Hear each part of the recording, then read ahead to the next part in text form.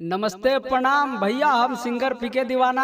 आज संगीत स्टूडियो से एक हमार छठ गीत रिकॉर्डिंग भइल है, जौना गीत के राइटर बनी हमार मजनू महावीर जी। आशा ना पूरा विश्वास बाकी आप सबके अच्छा लगी। ऐसे ही भाई पर प्यार दुलार बनाई। जय हो छठी माँ, जय हो छठी माँ, जय हो छठी माँ, जय माँ छठी माँ।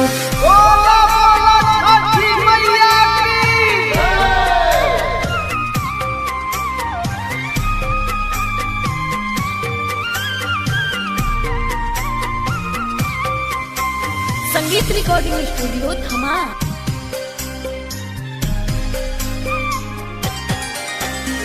सुनर सुनर फलावा मंगाई दौरा सजाई हो।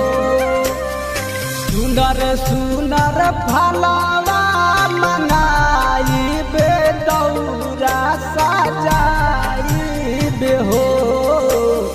छठी मैया गोदिया में बालक दिहली कोसी बारावाई हो।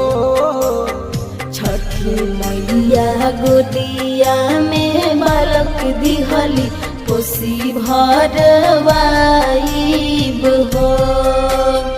जय हो छठी माँ, जय हो छठी माँ, जय हो छठी माँ, जय माँ छठी माँ।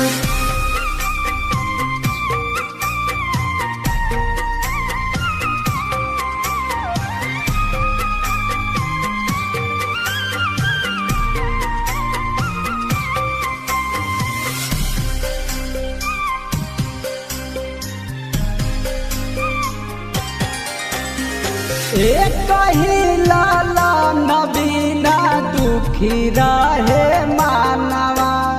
सुन सान लागत रहे घरवाया गानवा। पूरा भइल मनावा के लाला सात जला साकराई हो। छठी मैया गोदिया में बेटा दिहली कोसी बारावाई हो। छठी मैया गोदिया में बालक दिहली कोसी भरवाई हो। जय हो छठी माँ, जय हो छठी माँ, जय हो छठी माँ, जय माँ छठी माँ।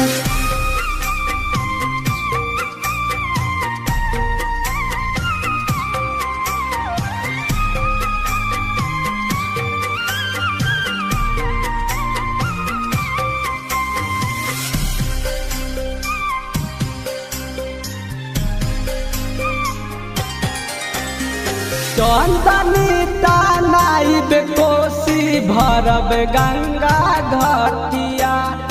अभिमन पुजारी लई है केरावा घवधिया। महावीर प्रकाश के बोलाई बगीतिया गवाई हो।